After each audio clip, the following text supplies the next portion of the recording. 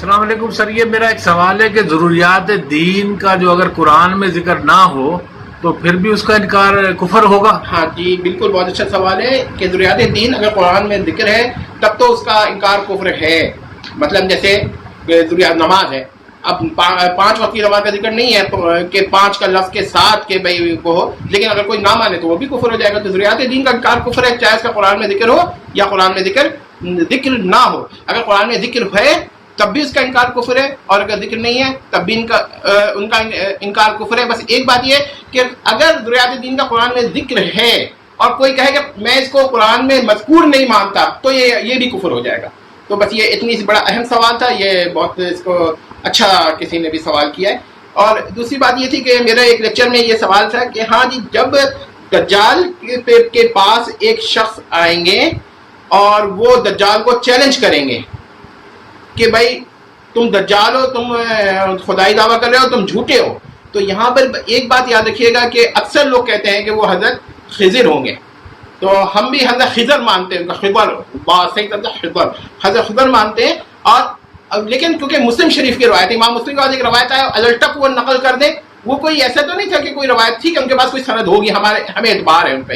لیکن اگر بالفرض آپ کو اس روایت کو رد کرنا چاہتے ہیں کیونکہ سند نہیں ہے، تو پھر ہم ایک بات اور یہ کہیں گے کہ پھر ہم ان کے بارے میں یہ کہہ سکتے ہیں کہ جو ان کو حضرت خضر مانتا ہے وہ بھی غلطی پر نہیں ہے، اس کے پاس بھی ایک بڑی دلیل ہے کہ سیدنا امام مسلم رحمۃ اللہ علیہ نے بغیر سند کے کوئی بات لکھی ہے تو وہ معمولی بات نہیں ہے، وہ کوئی ایسے نہیں ہے، کوئی اور کتاب کی مسلم شریف ہے وہ. تو یہ بات بھی یاد رکھیے گا. بہرحال تحقیق میں اختلاف ہو سکتا ہے، لیکن ہم یہ نہیں کہیں گے کہ انہوں نے نوز باللہ امام مسلم نے سنی سنائی بات کو ہی نقل کر دی. تو یہ نہیں ہے ان کے پاس کوئی اور روایت آئے کہ بس انہوں نے سند اس کی نقل نہیں کی. امام یہ مسلم یا امام بخاری پر اعتراض کرنا کوئی خارجی کا گھر نہیں ہے، یہ بات یاد رکھیے. تو یہ بات بھی ذہن میں رکھ لیتے. یہ 2 میرے لیکچرز کے اندر یہ سوال بار بار ہوئے تو میں نے اس کیا کہتے ہیں آپ لوگوں کو بتا دیا. اس کے علاوہ کوئی اور پیغام سر آپ؟